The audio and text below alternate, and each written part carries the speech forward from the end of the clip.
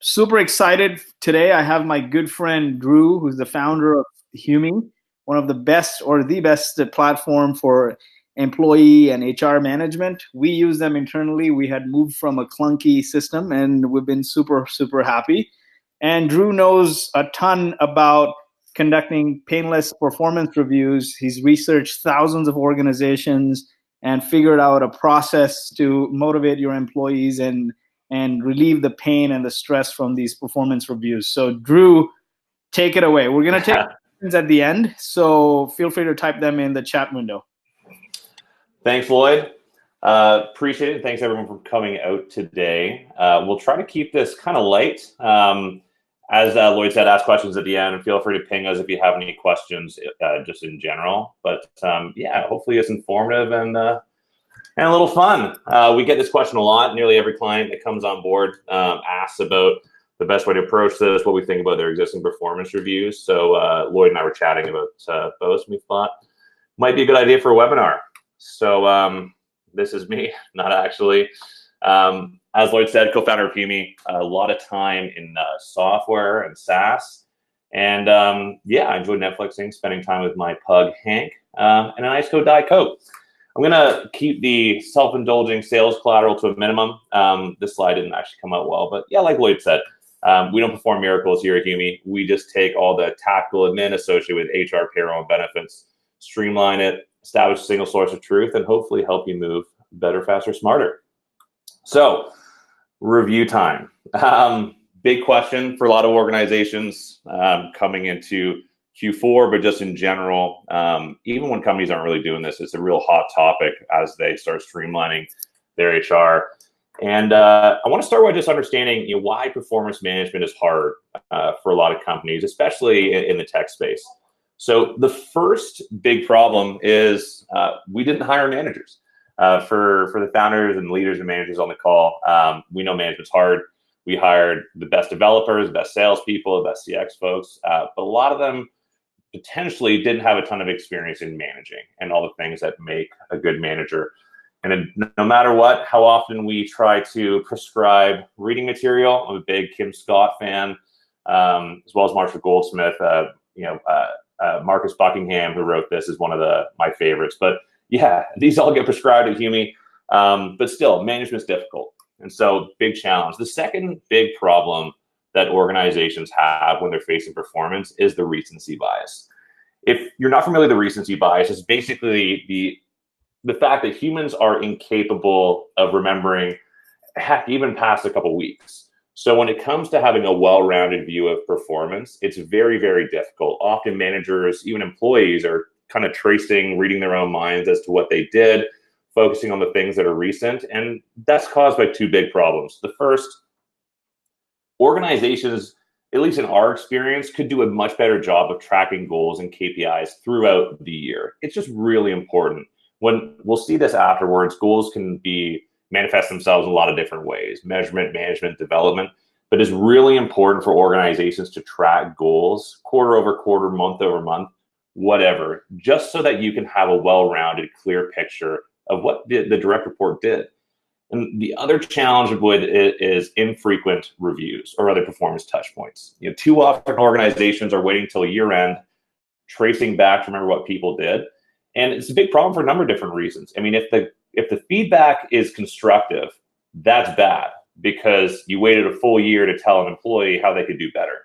If the feedback or the result of the review is good, that's almost worse, because at the end of the day, that employee could have been doing a lot better had they received that feedback early. So tracking goals, having more frequent touch points it's the way to go on a number of different levels.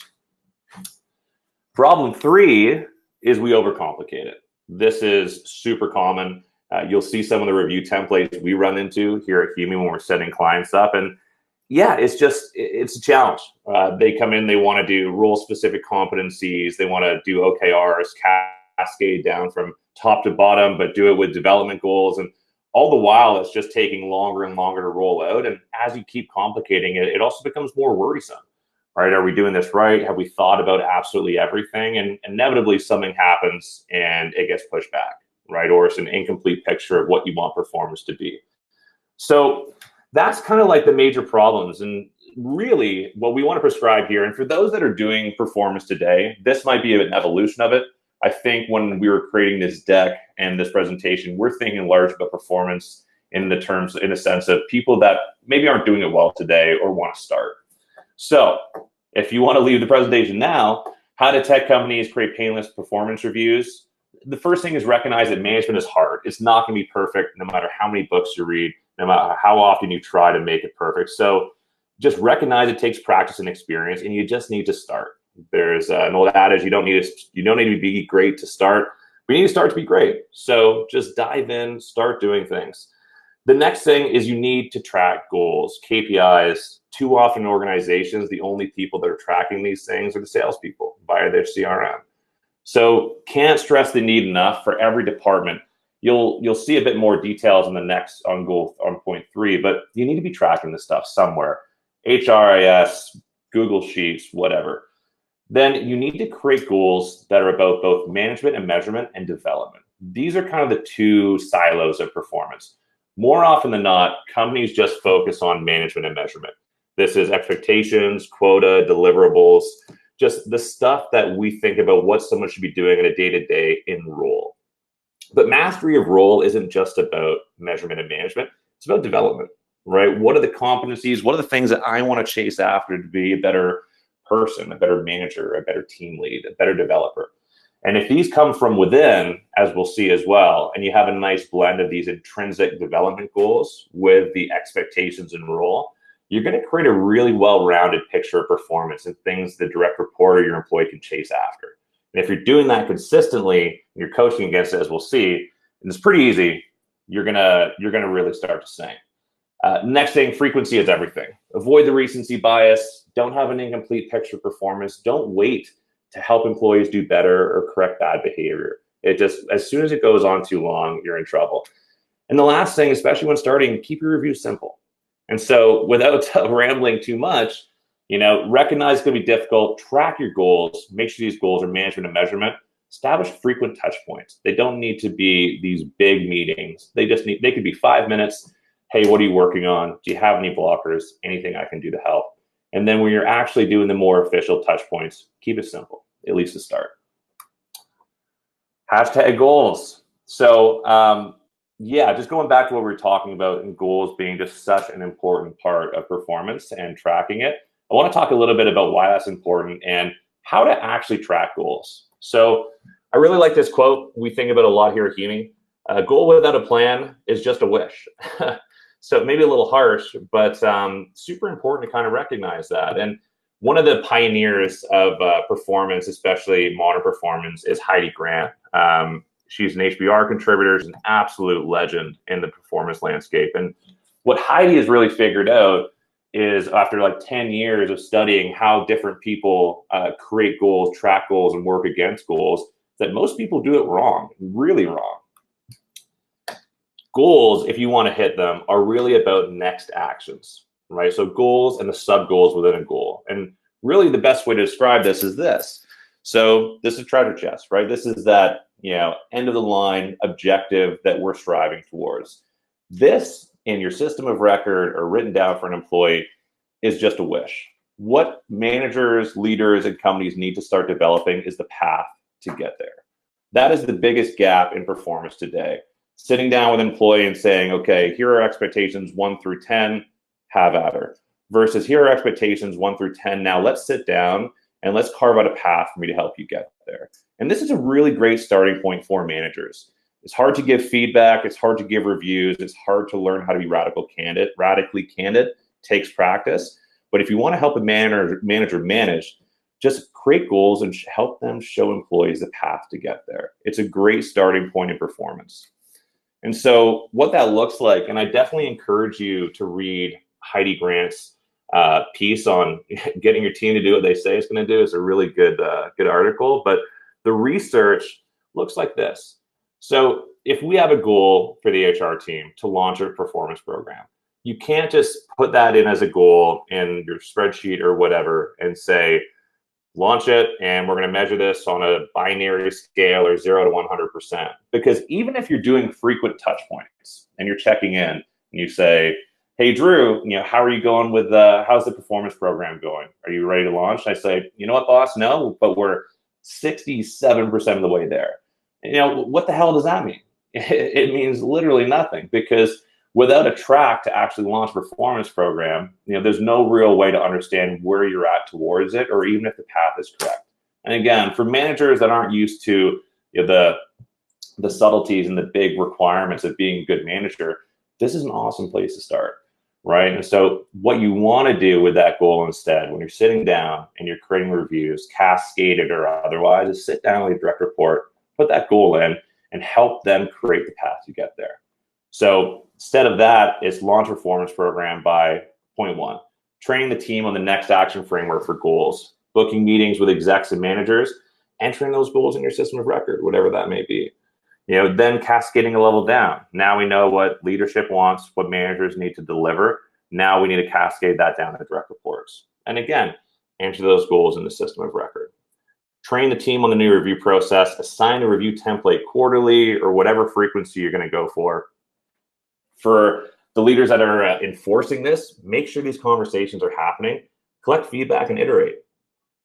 That is literally best practice. And once managers start doing it, it's actually pretty amazing. A lot of managers, especially recognizing what we talked about before, not knowing how to manage and just not having that experience. It's often, I'm too busy leading to do this kind of stuff. At the end of the day, when we get asked about this and whether Humi or another system can do it all, here's a fact. That's not leading. This is what being a leader is all about. Secondly, if you want to build a high-performing organization, you carve out the time. There's no hidden secret way to do this. You just need to understand right framework to do it, carve out time, and just make sure it's happening, and then iterate. And this goes back to not overcomplicating it. It's really about just starting, using a good framework to begin with, and then iterating over time. So that's goals.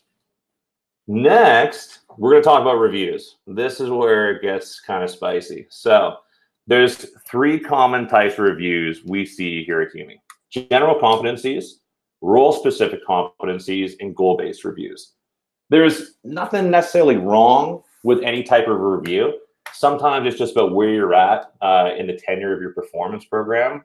But what I want to advocate here, especially the companies that want to get started, do performance in a goal-based way, and really start tracking performance using frequent touch points against expectations, lean towards the goal base, and we'll see what that looks like. So, general competencies. This type of review it's a template that gets sent out to the entire company on an annual, semi-annual, quarterly basis, whatever you want. And it contains competencies that apply to the entire organization. Every department, every position, they all get the same review. Tends to include things like attendance and punctuality, schedules time off in advance, begins working on time, keeps absences within guidelines, communication skills, dependability, usually 12 to 20. Amazon has their Amazon principles, very similar structure. So nothing wrong with doing a review like this. One of the challenges you kind of come into when you're doing a review about general competencies is they're general, right? They're also very subjective. So if I manage the sales team, my opinion on people's communication skills is going to be a lot different than what the CTO thinks of the developers. Plus, at the end of the day, as you'll see a bit later, when it comes to reviews and setting goals, having them be intrinsic and come from the employee is really important. They need to believe, right? Not us from what's coming top down, but what they want to accomplish themselves. So these sometimes might be better served as values, right? That you could put on the wall, put on a poster, send out an email once a month. This is our team. I figured it'd be easier to use our team describing the general approach. But yeah, this is Abby. He's awesome. But at the end of the day, like being able to rate him on dependability, communication, punctuality, right, might not really move the needle versus being able to put that up on a board and say, look at Abby in every day. So general competencies, pros and cons. The next, this is Evan. He's our product manager. I don't know what he's got to be so upset about. He's been here for a long time. But role-specific competencies. These are called the capabilities, the qualities in role. So we do this at Humi, but it takes a long time to get here, and it needs to come from within. So very good place to end up down the road as you iterate, not a good place to start.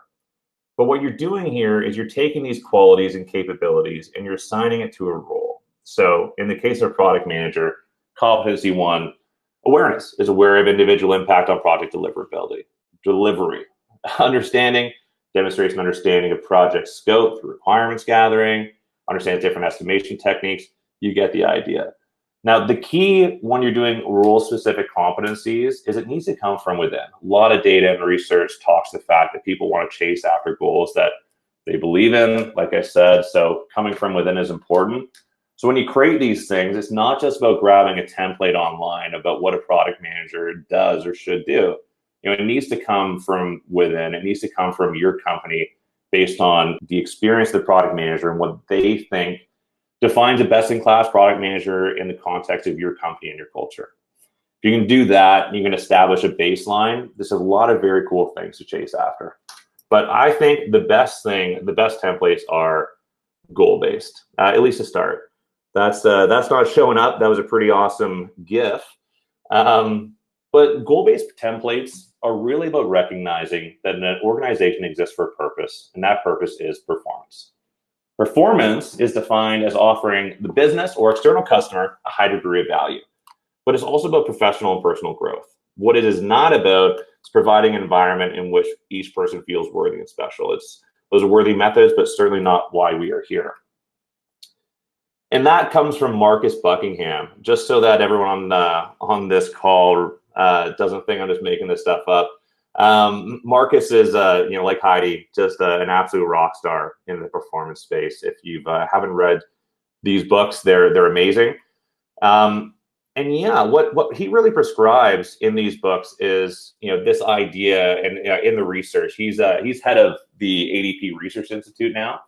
And so what they've really advocated for, and definitely what we prescribe to when we're introducing performance to a lot of our companies, is this idea of creating goals, measurement and management and development, looking back on the results of those goals, but really focusing on the path forward. And so we just called it this simplistic name, but this is the template. This is actually Humi. I'm not using this to self-indulge, but you'll see why in a second. Question one just starts at looking at performance over the period. So looking at your goals, how do you rate your performance?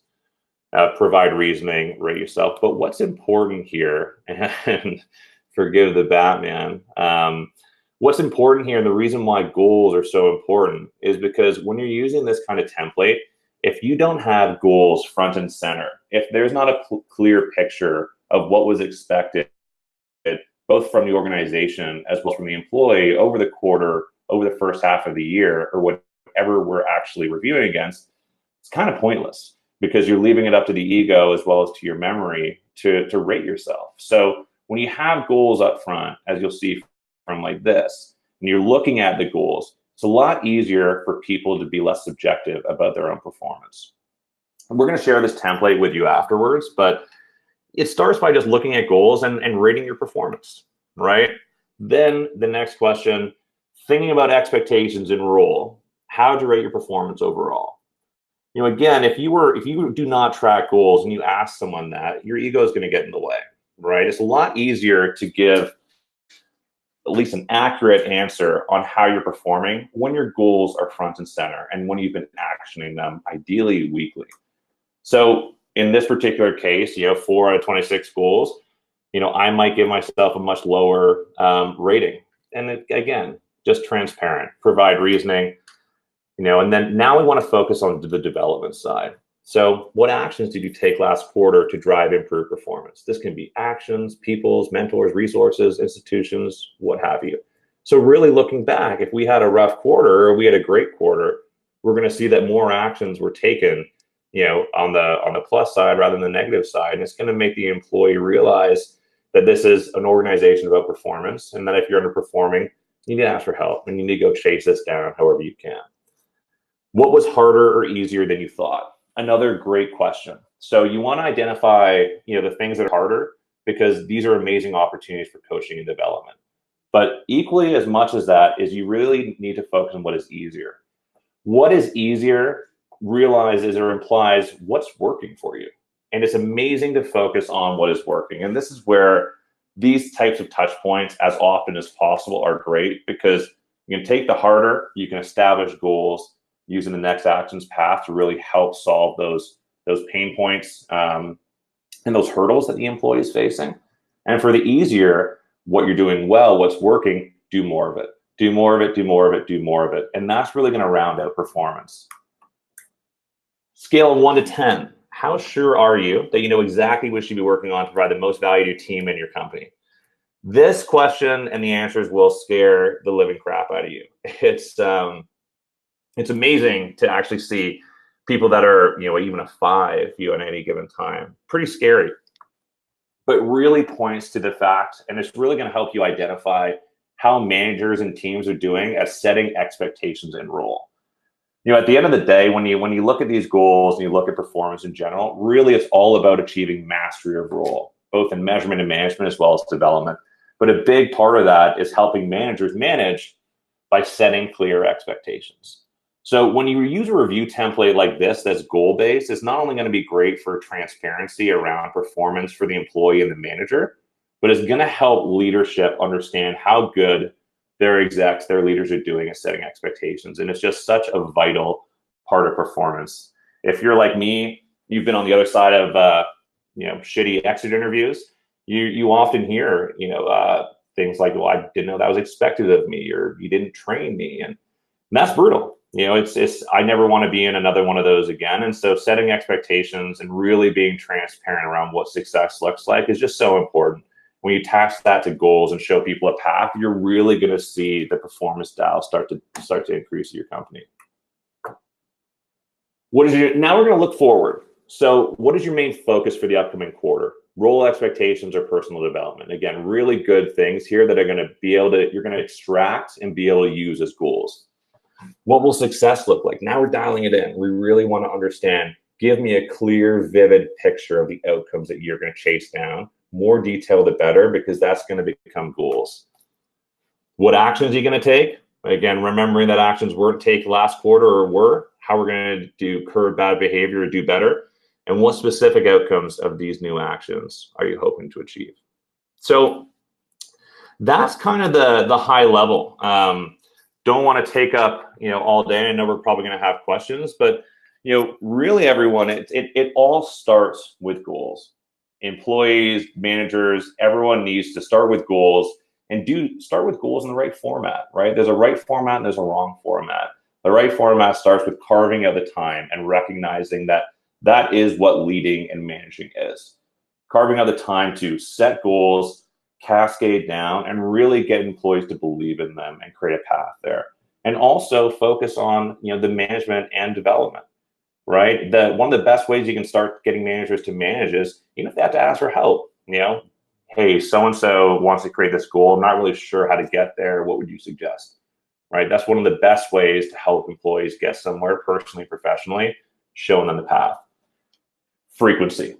So you've got your goals and your system of record. Now have ideally monthly, ideally weekly, but at a minimum, try to go for monthly touch points. It can be 5 minutes. Hey, Drew, what are you working on this week, this month? How are the goals come along? Any blockers, anything I can do to help? Just checking in against goals so you don't get to the review and realize a goal was entirely missed just because there was blockers that you didn't know about.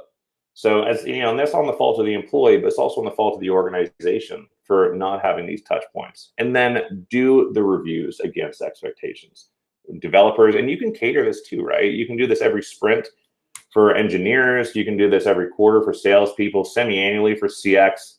It's up to you. As long as you're tracking goals and you've got frequent touch points, you're going to start to see some fun stuff happen.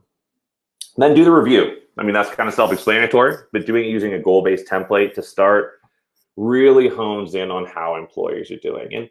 And again, this is just a start. Over time, you can iterate. You can collect feedback. What went wrong? What went well? What can we do better? Asking employees and managers and evolving it based on, your fiscal, your culture, what have you.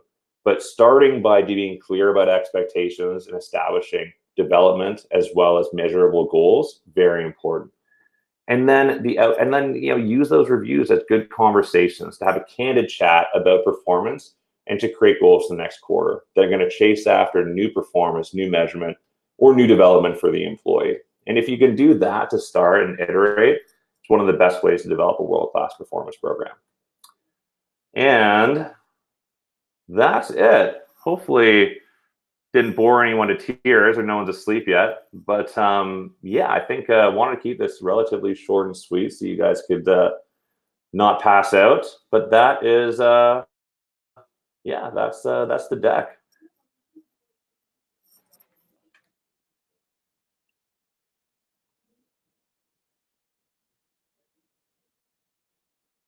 So, hey, Lloyd, do you want me to go through these questions or do you want to ask them? Yeah, slight issue here, but can you hear me? Yeah, you're a little bit staticky. Yeah, you know what? Once you take questions, Yeah, perfect. Any thoughts on rock crawler habits, tracking APIs, quarterly rocks, etc.? Logan, I'm not too familiar with that. I mean, I think like if we were to extract just like the KPIs, obviously important, as much as humanly possible, tracking KPIs, having them in a system, having them actionable by employees as well, not written down on a document and tucked away in a folder, but ideally in a live place. Again, you can do this on a system of record, Google Sheets, an actual program, completely up to you. But if you can establish a place where employees go in, you've pathed out or mapped out those the way to get to those goals, and employees are consistently updating those and chasing after it. That's what success looks like. On frequency, ideally, like the research shows that if you're not doing touch points weekly, then you see a decline in performance. I think that's pretty hard to do, especially for a new organization. So what we tend to suggest is, do the official review, quarterly or semi-annually, but be touching base monthly. If you've got a system of record for the goals and you can just do quick 5-minute checkpoints, how are you doing? What's your progress? What are you working on? Anything I can do to help? That's going to go a long way in avoiding recency bias and helping the employees solve blockers and move towards the ultimate goal.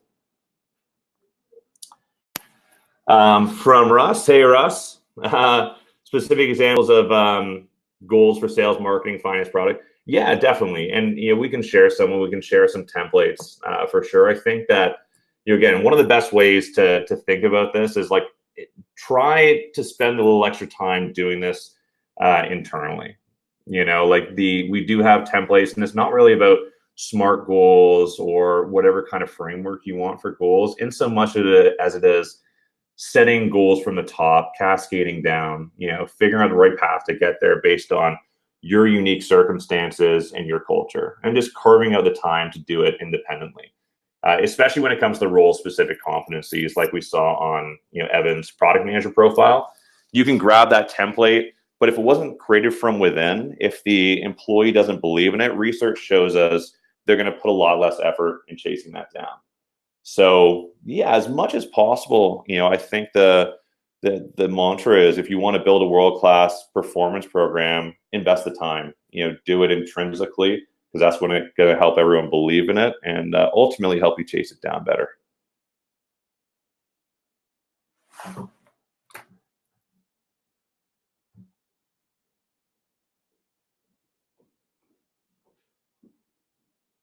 Yeah, some examples. So obviously daily, weekly stand-ups. Sorry, for no one that can see this, the question was, can you give some examples for touching base regularly? For example, if you're in a small team where you're chatting with a team regularly. Yeah, totally.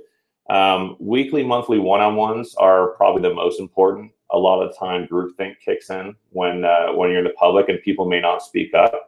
As much as possible, having private touch points, research shows, is super effective. So you can do that. However, if you want to make it easier, do it in your daily, weekly stand-ups. What are you working on? Any blockers? Anything I can do to help? As well as like your development, you're on your sprints.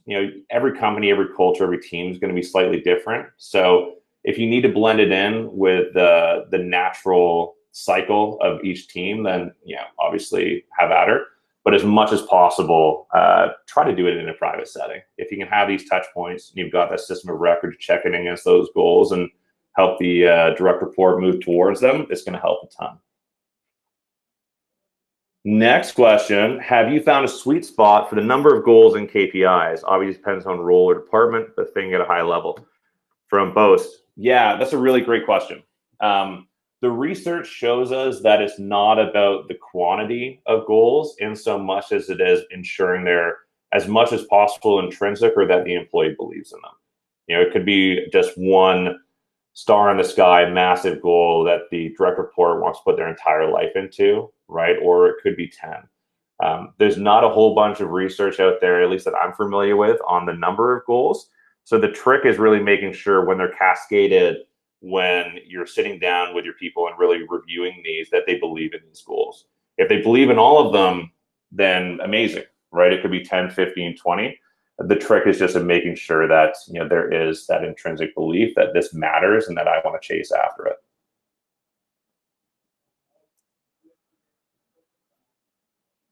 I think we got another question coming in. What are some questions you ask in performance reviews? So yeah, that goes back to the this peek back, look forward template. And again, we're going to share this afterwards, but this is the template we suggest rolling out with, you know, from looking at goals and then looking at actions, looking at what are you sure what you should be working on, focus for the next period, and what success and what the outcomes will look like. This is a template that we found super successful with our clients, especially starting out. So we'd suggest this. Otherwise, what we tend to see is questions that revolve around the competencies you've set out, you know, with your direct reports, or the competencies that you've laid out for the whole organization.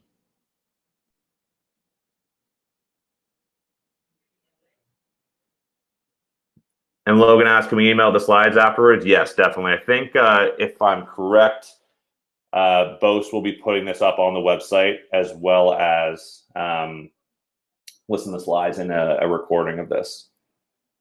And next question, what are the top 2 to 3 things to look out for so you don't screw up performance, or the top 2 to 3 mistakes people make? I think that one of the biggest things people screw up in performance is that they condemn publicly. When you need to give constructive feedback to a direct report, to a leader or anything, you do that privately, always. You can praise publicly, but don't condemn privately. Candid conversations about performance need to happen in a one-on-one setting. The other things are the 2 I mentioned. Not tracking goals is the biggest miss, I think, from a performance standpoint. If you don't track goals, if you aren't showing a path to get there, then you're trying to read your minds once a year to determine what performance looks like, and that's painful. Painful for the manager, is painful for the employee. So really making sure you're tracking goals. And then the next biggest problem is frequency. If you're not having frequent touch points, you're missing opportunities to get people to do better or curb bad behaviors. And you're ultimately missing out on goals that had blockers that you weren't familiar with. So touch points on all levels are super, super important for a great performance program.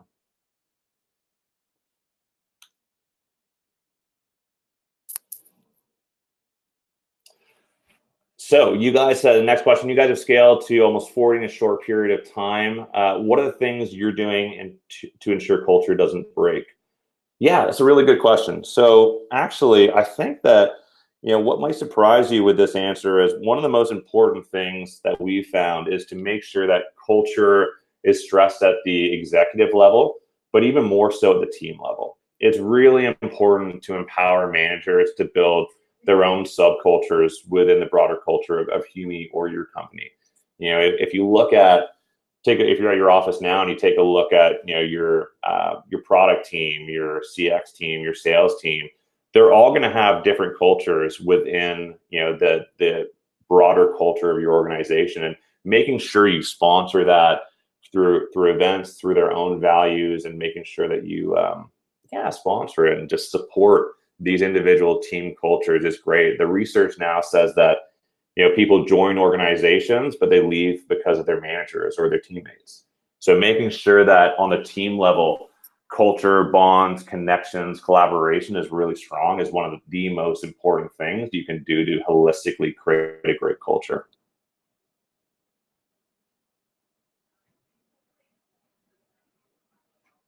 Next question, how do you screen for this when hiring? Yeah, it's interesting. A lot of people say that you hire on strength and then you review based on weakness. So it's an interesting thing on the performance side, and it's definitely a big reason why you want to be focusing on strengths and the things that are going well and what you want to chase after in reviews. Screening for culture is super hard. I mean, one of the ways you can do it is like I start talking about mission, vision, values, subcultures on the team. Talk about the events. Making sure people fit in, as well as getting more feedback from different people on the team to recognize that was person would be a fit. And I don't believe in hiring for culture in the sense of like hiring is this someone I want to go for beer with. That's more of a connection, and I think kind of dumb. What you want to start talking to is the culture on the team. What do we believe in? What is our work ethic? What do we think about when it comes to this, and this? But yeah, that's a hard thing to do. I think we've all made a lot of hires that we might have regretted over our professional career. It's kind of hard to screen for, but I think the more people that you can involve in the decision, and if you've built that culture around radical candor and feedback to make sure that people feel comfortable saying when people are fit or not a fit, goes a long way. Awesome. Thanks a ton, Drew. This was fantastic. I learned a lot. We will make the slides available on our blog along with the recording and all the templates that Drew mentioned. Thanks so much for joining us, and have a wonderful rest of the day. Great. Thanks, everyone.